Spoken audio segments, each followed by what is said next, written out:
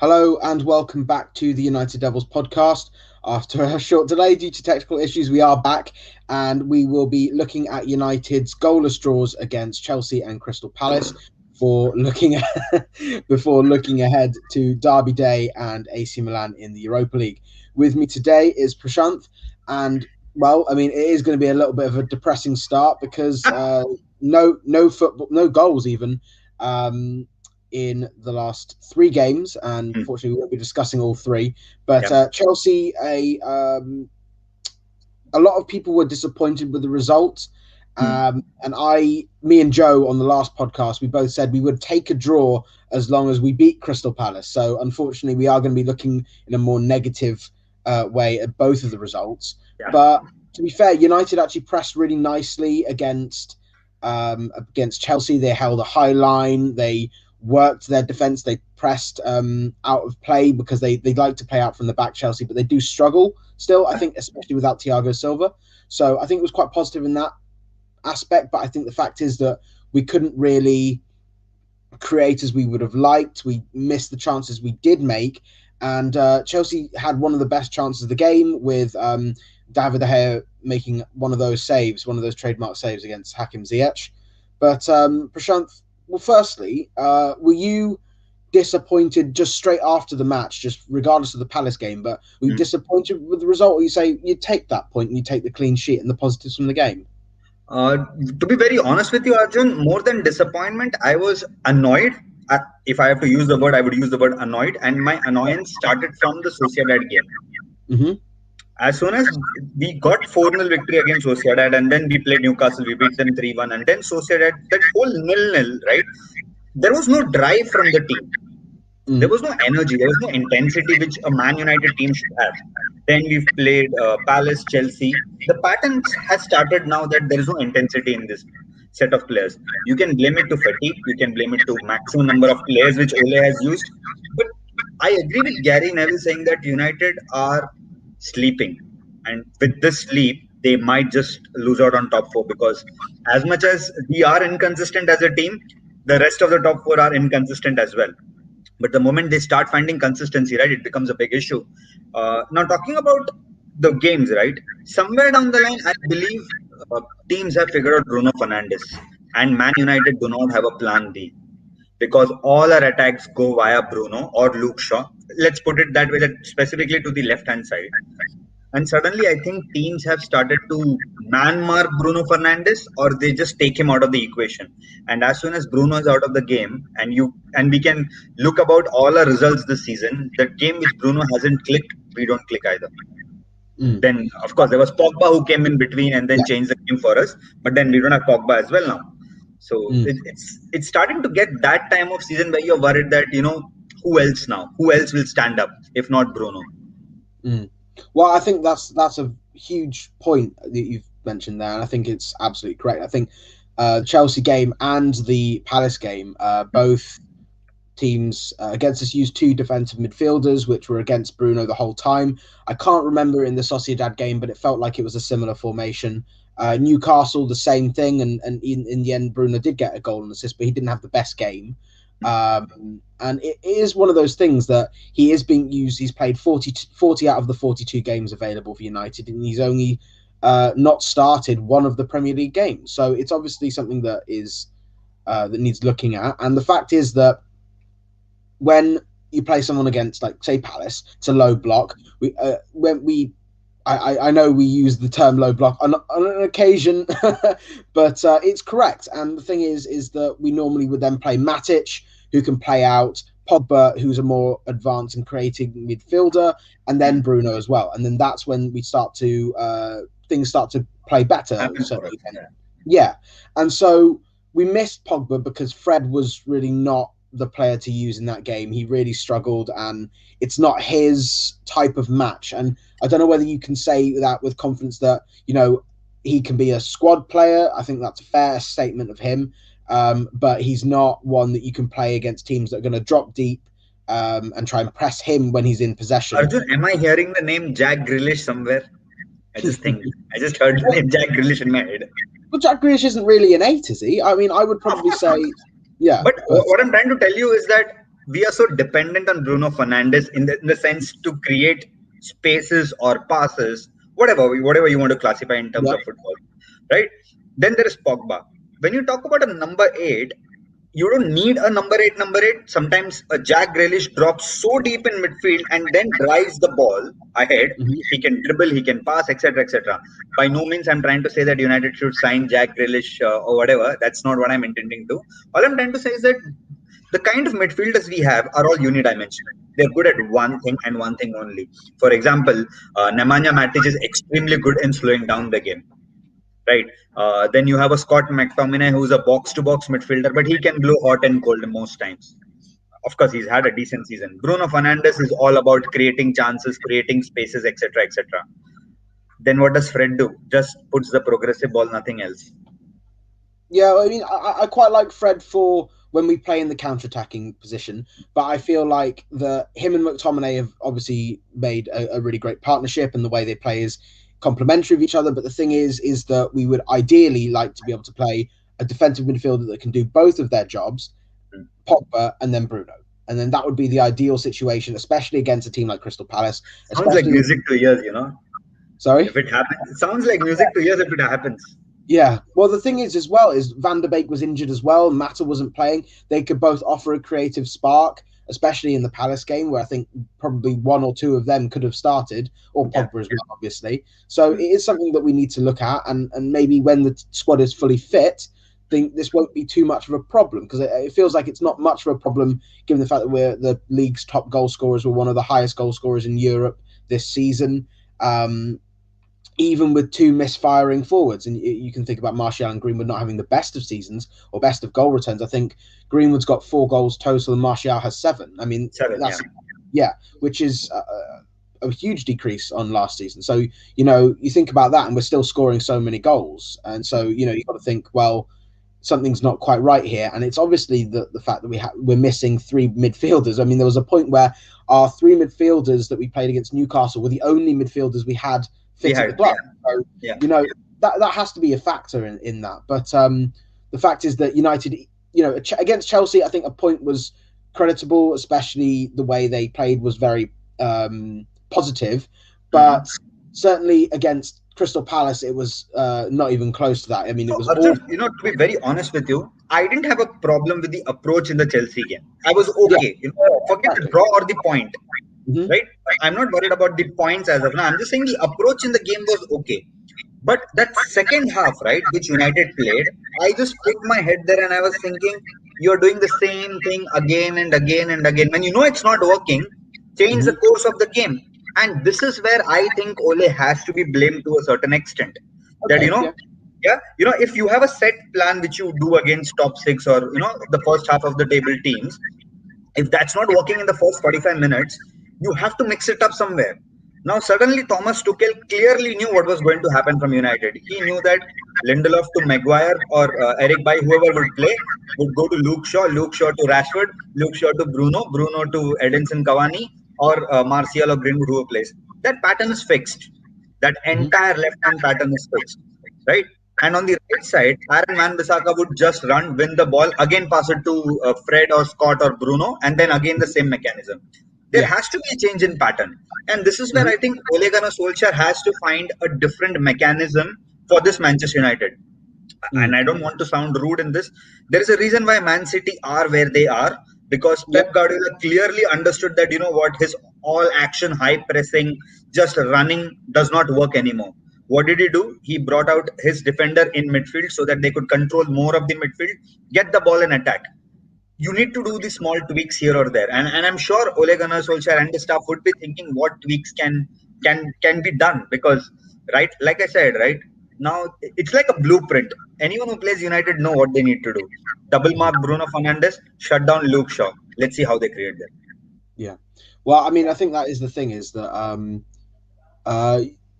there's no issue having criticism with the players and manager. I think that's fair. I mean, that is a limitation of Ole's game. I think it is something that he needs to work on as a manager with his coaching staff and work with the players in that. And I think the thing is that I think, like you said Wan-Bissaka can only pass to Scott or Bruno. Yeah, exactly. I mean, we're screaming for a right winger. I mean, that was the main thing. We've had a question, so I'll stop and ask the question, and it's from Christian. Do you think that United's drop in form, goals scoring especially, is similar or related to Liverpool's struggles in front of goal as well? 3 games without scoring is similar to Liverpool's home form.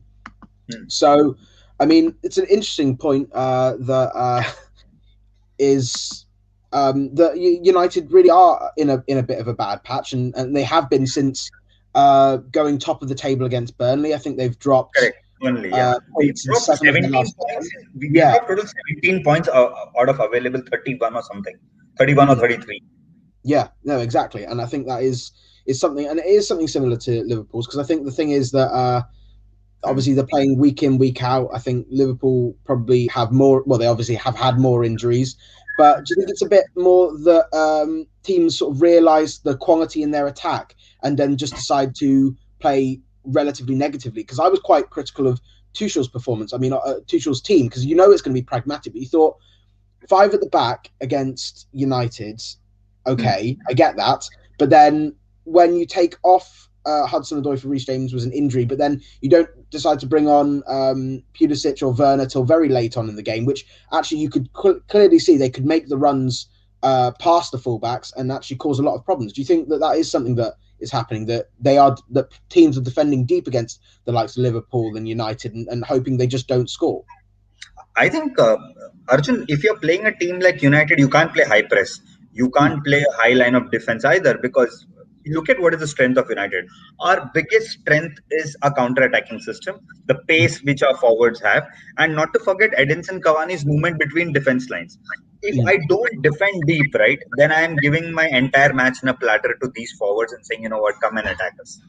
So they are going to defend deep, and this is where I think teams like United, Chelsea should find out an alternative. For example, in case of Chelsea, right, they have a striker in Timo Werner who's brilliant at exploiting spaces. Even though Timo Werner's save was the goal was called offside against Liverpool, but you imagine from how did he split that entire defense with a single run? Right, of course, there's Alisson at fault majorly, but then his movement created that opportunity for him to go ahead. In case of United, right now, if there is no supply from midfield, Edinson Cavani can't move here and there. That's one of the reasons why he was one of the worst performers against Chelsea game, because he literally wasn't there in the game. You mean Palace? Sorry, the Palace game. He was literally not there in the game because half the time he was either blocked or he did not get chances. In the Chelsea game, what happened was we tried to do the same thing from the left side again and again and again, and Chelsea were comfortable sitting back. And when Thomas Tuchel's side had an option to go ahead, what they did was they started probing questions, but they did not probe enough. If that probing was continuous for, let's say, 10 more minutes or 12 more minutes, right, I thought United's defense would have cracked. Because we didn't look comfortable when they were running at us. It was the off-the-ball movement of Chelsea which was causing a problem to us rather than someone with the ball. And I think it happens when your entire focus is on just win the ball attack.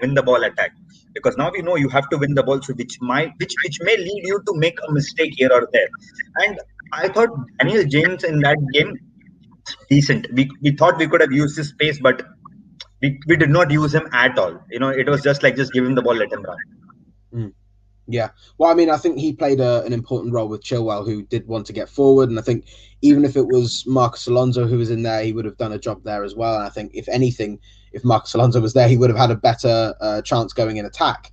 So there is that. And I think the thing is that he's actually become a very important player in this current point where we are needing a little bit more energy in defending with our wingers, especially against like marauding fullbacks, like against Jamal Lewis in the Newcastle game and against Ben Chilwell in the Chelsea game. But then let's come Palace. We made a few changes to decide to freshen things up, but it didn't work. The whole team was pretty awful in attack. Fred was useless at passing the ball forward. Greenwood tried to get in decent positions but couldn't. Cavani went missing, like you said. Rashford's first touch turned into Lukaku's. I mean, it was just awful. That's my question to you, Arjun. Are you worried about, of all the front three which we have, right? Rashford, Martial, Cavani. Do you think Rashford's change of form is what we need the most right now? Because the goal against Newcastle, right? It was a guy against Bolton kind of a goal. Just run, score, and then back to what he was doing. But suddenly, from then on, and to be very honest with you, Rashford has had a very average season compared to what he is. He's not had the best of the seasons. Do you think that his change of form would probably the best thing which United need right now? Yes, I think that there's a point where he's. Well, I heard reports that he was playing through an injury. Injured shoulder. Yeah. He needs to have a surgery after the Euros. And it's something that we've seen with a few of our players. Obviously, you look at the highest number of minutes in Europe since February 2020. It's Bruno, it's Maguire, it's Shaw, maybe Bruno, Maguire, Wan-Bissaka, and Rashford are all in the top 10. So it says a lot about how much we depend on the starting players. It shows that we do need to give them rest when we need to. I think Rashford, it was a good thing that he only had about 45 minutes against Sociedad because I get the sentimentality, so I did respect that it was on the anniversary of his debut against Midtjylland, so I did understand that. I did respect that. Did you not? I wasn't very happy that he was starting that game. I thought he should have given it. He came on at halftime. He came on at halftime. I didn't want him to play that game. We've already 4-0 up. You can give the kids a run. Give Ahmad, Solskjaer, all those kids a chance. I didn't want Rashford, Bruno to play that game. I was like, preserve them. Chelsea is more important to me. I need that 3 points against Chelsea because as much as we want to say we are challenging City for the top 3 and top 2 and whatnot, we are nowhere near them.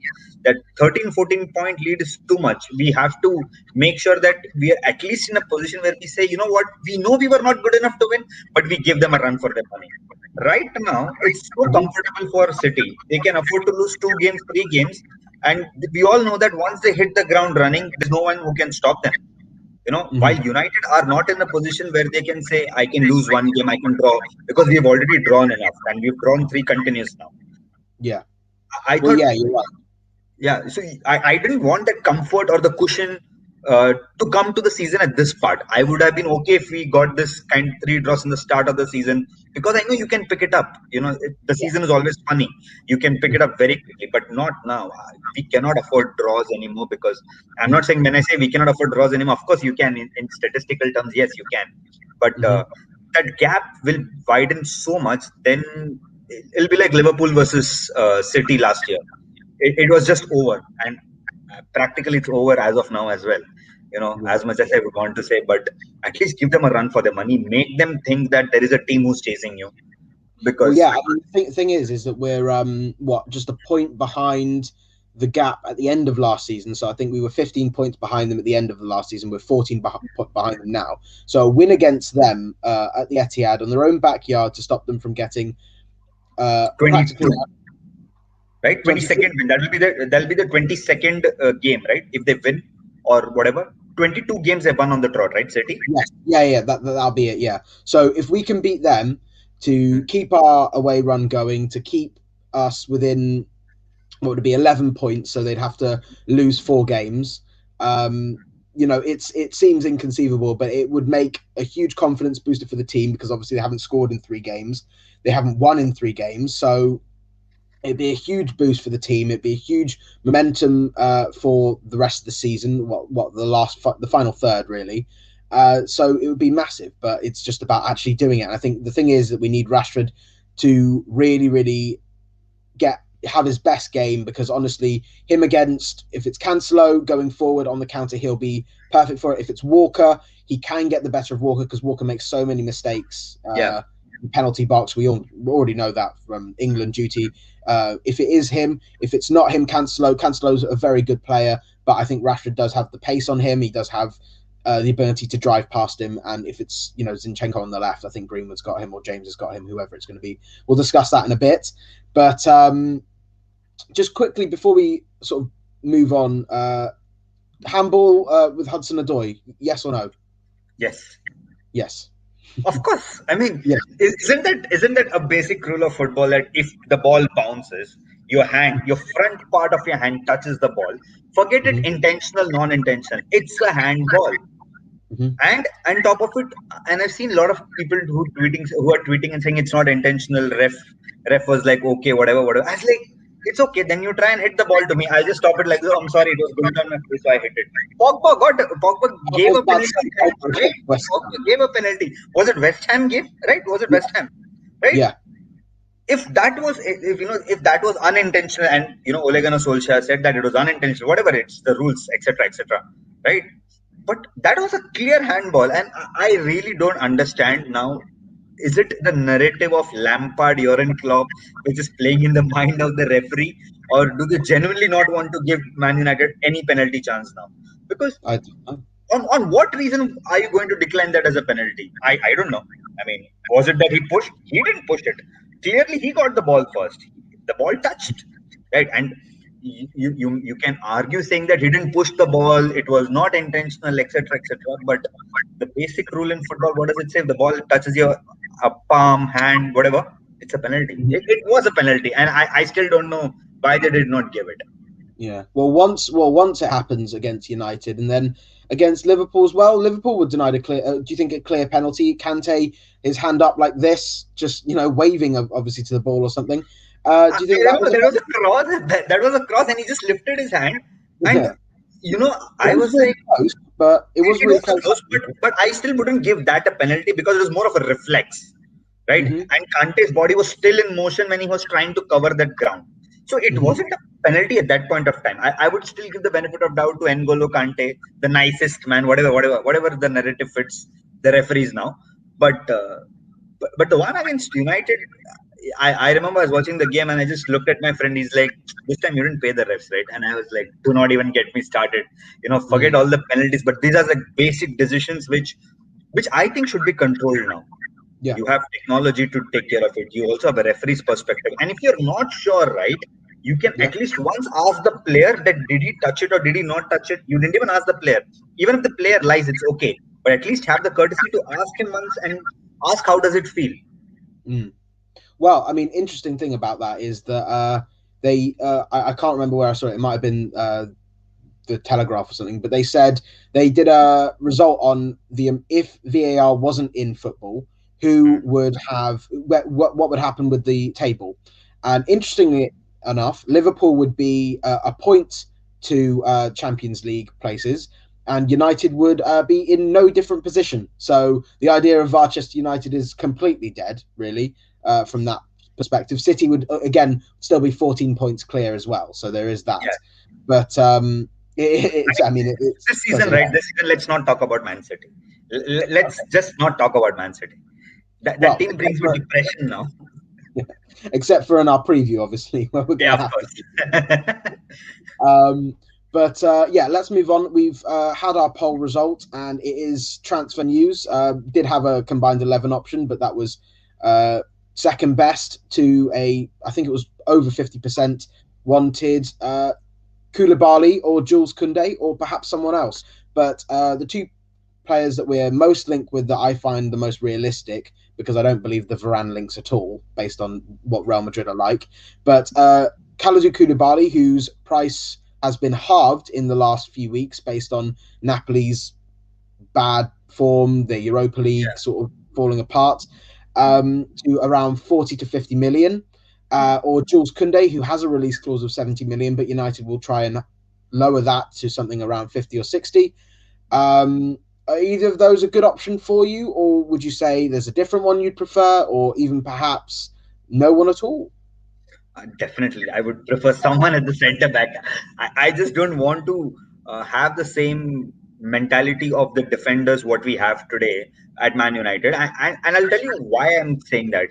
I still think Axel Tuanzebe isn't good enough to start for Man United week in, week out. There is a lot of development left for him. I think a loan move again to a Premier League team would do a world of good, just like how we sent Dean Henderson to Sheffield United.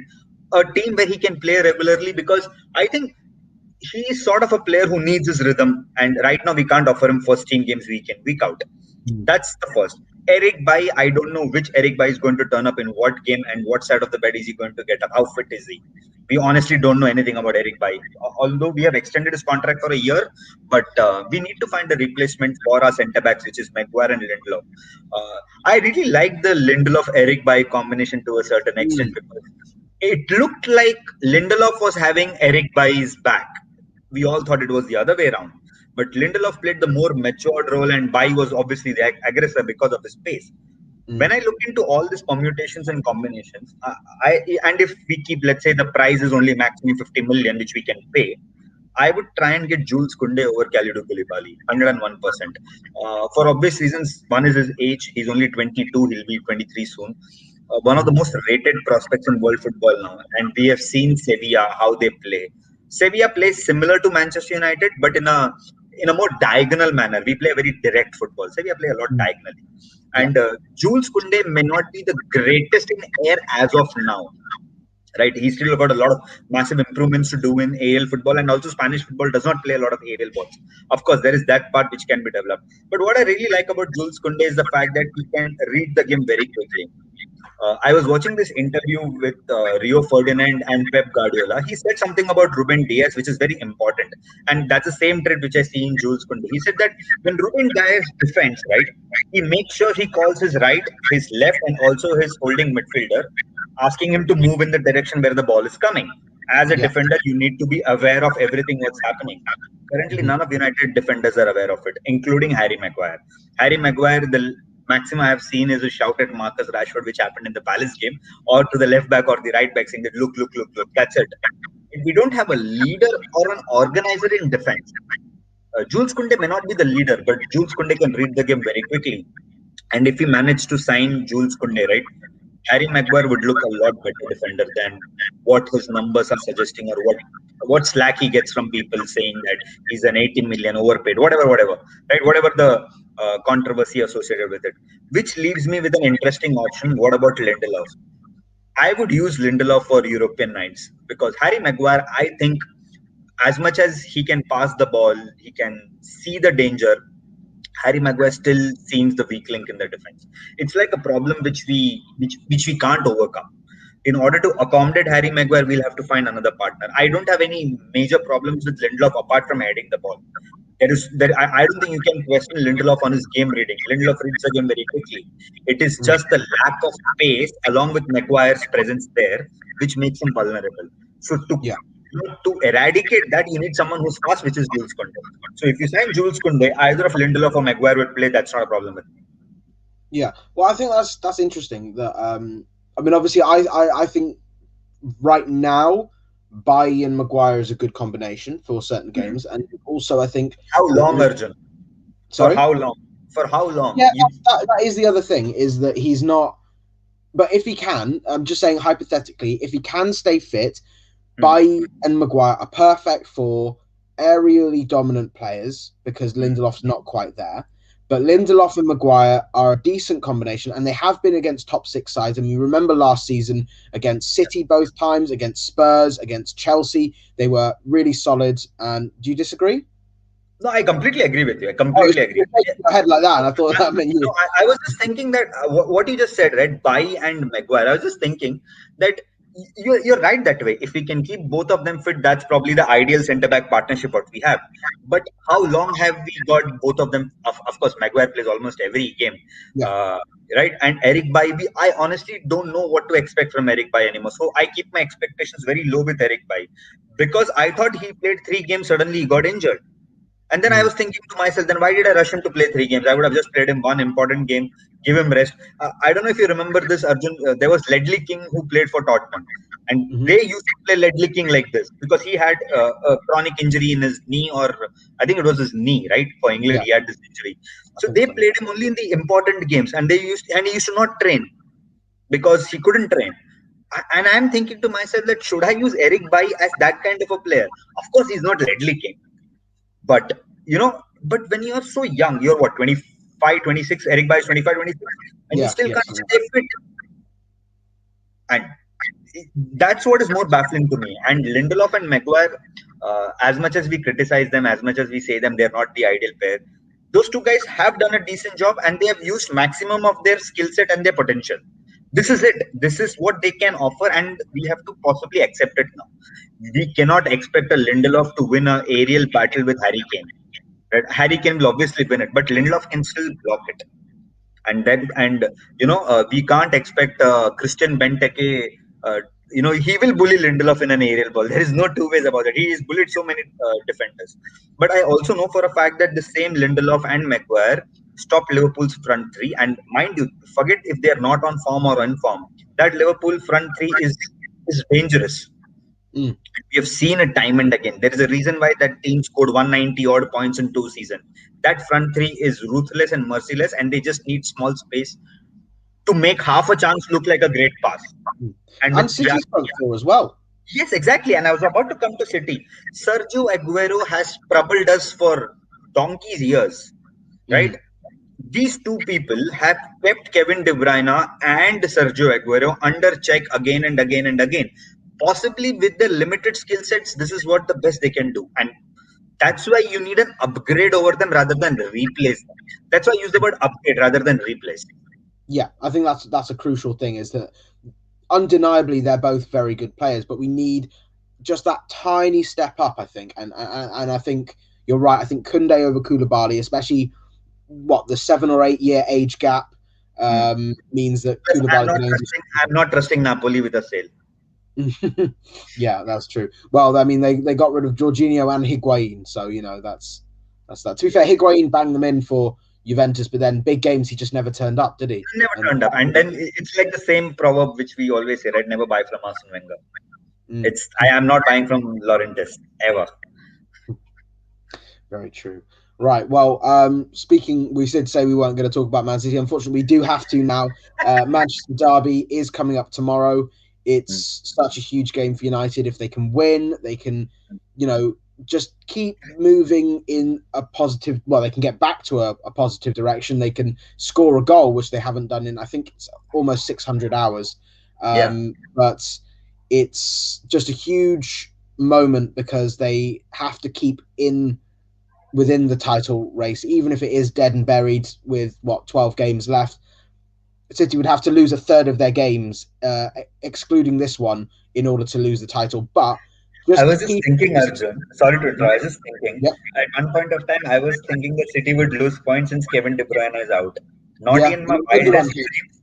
Yeah, and not even my wildest dreams. I thought Ilkay Gundogan would be a player who would do this to Man City. I was like, he has had one good game. My friends who had him in FPL were like, he gave us so many points. I was like, one good game, and he'll fall under the Pep's rotation policy. But now when I think, now they have a system where they can play Gundogan, Kevin De Bruyne, then there is Mahrez who's coming back to form, there is Raheem Sterling, etc., etc. So I was just thinking that for us to expect that they would lose 1/3 of the game, of course it's not impossible, but it's also very difficult in that sense. Yeah, absolutely. Especially when they pass teams to death, they pass them into, losing all their energy, and then they can just pick them off even late in the games. We saw that happen to Wolves. Stones, who was out of form, suddenly looks like a world-class defender. And he waited and waited for his time at Man City, and there were offers in the summer for him to go, but he chose to stay. And what a fabulous player he's become, along with Ruben Dias, who they signed. So yeah, absolutely. Well, it's probably a good thing we're not doing a combined 11, because we could probably go on for hours and hours about who and what. But we'll go for, firstly, I personally think that the only way to win this game is counter-attack, because there's no way we're going to try and take them on pressing, because they will just find a gap. They will find a small weak point. They'll find a slight half mistake, and then boom, there's a goal. That's what's happened in the last 21 games. So counter-attack is the only way I think we're going to win. I would love to be proven wrong and we win some other way, but that's just my feeling, and I think you agree with me. Yes, absolutely. I just don't want Ole Gunnar Solskjaer to be pragmatic again and play Fred and McTominay, which I know he will play tomorrow. I think personally that's the best way to do it. Yeah, I mean, you can't play Matic, of course, now in a City game, but whenever I see Fred and McTominay play, it kind of looks like a very pragmatic lineup. We have two midfielders shielding the defense. Then there is Bruno who's isolated, etc. But I completely agree with you. The only way to beat this Man City is pace and counter-attack. If you sit back and let them pass, they will be having a field day tomorrow. And that's one thing which I don't want Manchester City to have. I don't want them to have a field day. I want United to make it tough for them, irrespective of the result, which whatever will happen, we'll see at that point of time. But just don't give in to that game. just make sure that 90 minutes is difficult for them. Yeah, absolutely. Well, I mean, the thing is that I think with the current team and the injuries and the De Gea being obviously unavailable due to the birth of his new child, or it's daughter, isn't it? It is daughter. Yeah, But yeah, he's obviously not going to be available. It's going to be a massive step up for Dean Henderson, who did obviously play in the Carabao Cup semi-final, but this is a totally different kettle of fish. This is City trying to kill off the Premier League so they can then focus on the Champions League. And he's going to be in for a huge atmosphere. Well, I say huge atmosphere. He's going to be in for a huge high-pressure game. There's going to be no atmosphere, unfortunately, but I think that wouldn't have made a difference if we went to the Etihad with fans or not. So I guess, it will be it'll still be a huge pressure on him. But we know he's going to start. I think we know the back four. We know McFred is starting, and we know Rashford and Bruno are starting. So the question is, Cavani, Martial, Greenwood, James, or somebody else? Who are you going on the right wing, and who are you going as the striker? James and Cavani. Cavani in center, James, Rashford. Yeah, I would prefer that. I'm not going to drop Dan James for tomorrow's game because first and foremost, I think my patience has run out from Anthony Martial. I think just might as well just take him out of the firing line now. There is no point putting him again in the lineup and then expecting him to do the same thing. He's short of confidence right now. So the best way is just take him out of the firing line. Maybe bring him on as a sub. Sometimes, right, when you don't start games, the players get itchy and they are annoyed and they want to prove a point to the managers. Bring him on as a sub. You never know. He might just get his form back. I'm hoping so. Right? Yeah. But I don't want him to start because tomorrow's game requires a lot of hard work. Right, it's going to be a grafting game for the entire 11. It's not just the midfield which is going to be tested. Knowing Anthony Martial, I honestly don't have that much hope that he's going to work hard for 75, 80 minutes. He might work off for the 10, 15 minutes, then he will lose out his fizz. Mm-hmm. Well, I mean, I will make one slight tweak on what you say because I agree with pretty much everything you said. I would say only bring him on if we're winning. Because if we're winning comfortably, which I don't see happening, I see it being a narrow game. But if we are, say, on any way winning comfortably, bring him on because that's when he could probably get a goal. But I would say leave him for the AC Milan game. Maybe you could start him there because I've seen Romagnoli is a good centre-back, but he does back away from strikers, and I think that's where Martial gets his best sort of chances.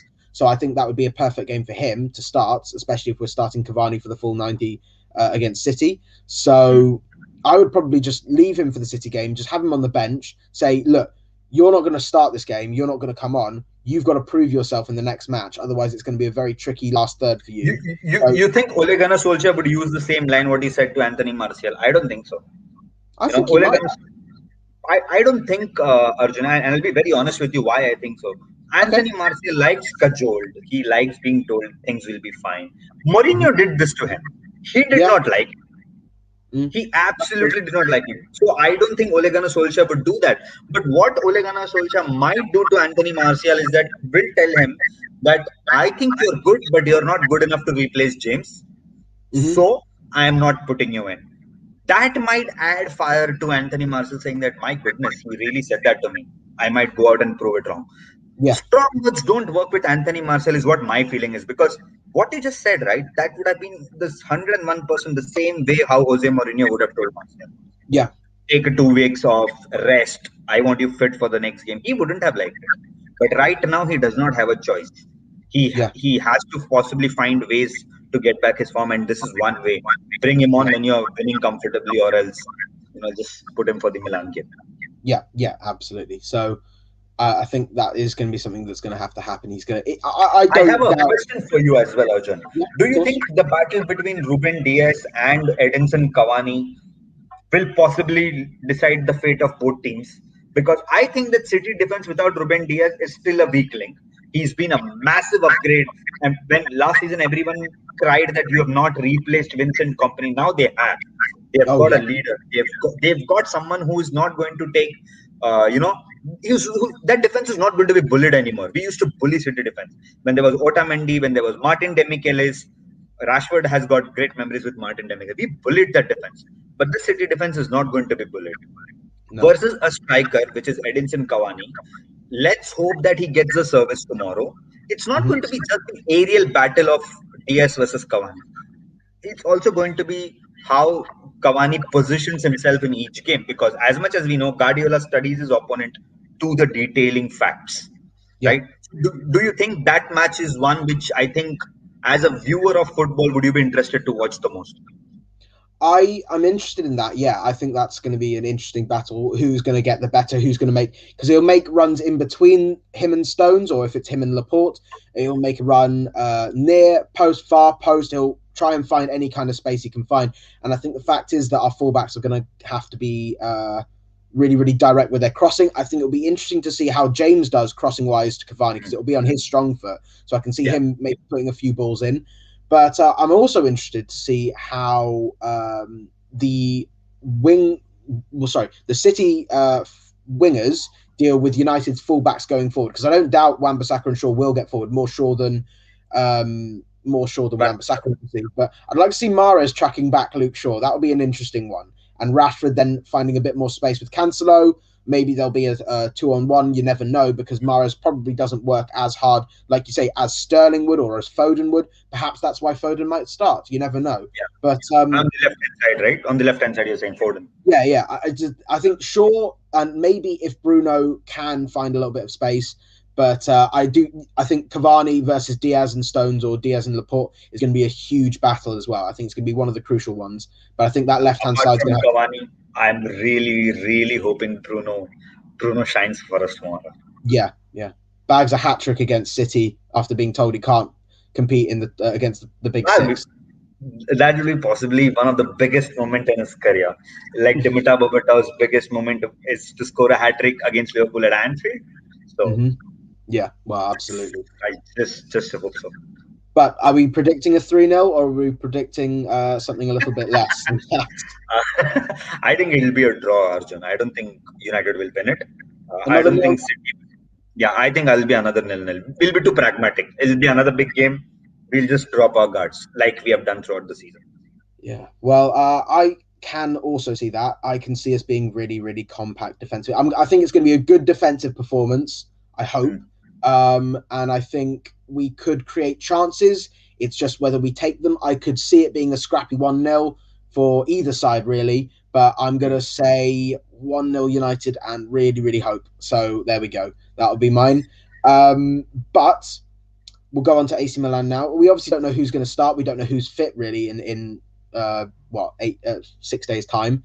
But it's the thing is that we just see, I expect some rotation, but not too much, because it's home leg against a team that's second in Serie A and have got a really, really good run of form. They've got some great players in the side. Obviously not Ibrahimovic, who's going to miss via injury, which is, while it is a shame that he's not coming back to Old Trafford, it is more of a relief because he's playing in such brilliant form. I was very sad, when the news broke out that he wouldn't travel. And of course, I was just thinking to myself, imagine if it was normal scenario and Ibrahimovic walks to Old Trafford. He would have got one of the most loudest receptions he could have possibly imagined in playing with different clubs in the world, because the Old Trafford faithful really, really adores Zlatan Ibrahimovic. And there's a reason why he had a chant even before he stepped on the pitch. Because he is a fan favorite, right? He was signed. Sorry? Even before he was signed, even when the first rumors came in, that song came out. Yeah, exactly. And I remember when Zlatan came to United, I was like, we may not win the title, but we are not going down without a fight. And, Zlatan just did that. He was the alpha male in a group of kids. He said that, I will guide you. And he did guide. He did guide to a great extent. Like they say, right? He's a king amongst men. So I was extremely sad, when I just got to know that Zlatan Ibrahimovic will not travel to Old Trafford. I was like, my goodness, that's a shame. Yeah, well, you think about when Rooney came back to Old Trafford, when Van Persie scored against United at Old Trafford, they got standing ovation. And he gave him a standing ovation as well. Yeah. Oh. Yeah. Sorry. Well, yeah, I think that sentimentality is going to be missed, because obviously fans are going to be there, and and he's not going. So it's just one of those things. I think he probably would have travelled had there been fans there, because he would have loved the applause and everything. So I think he would have gone, but he would have played with one leg. But do you see it being a quite another comfortable first leg in the Europa League, or do you see it being a tight, nervy one? I think it'll be a tight, nervy one. The games against Milan don't give me great memories. It's always tight, nervy ones, and then Rooney scoring in the far end against Data. So, it's always been that sort of games against Milan. But I think this one will be a little bit more cagey. Even though Milan are second in Serie A, they are not yet fluid. They still have their weaknesses. United, in spite of being second, have their own weaknesses as well. But like you rightly said, right, I'm really, really interested to see who does Ole Gunnar Solskjaer pick for this game now. Because apart from the injuries and everything available, right, let's hypothetically believe that if Pogba returns to fitness,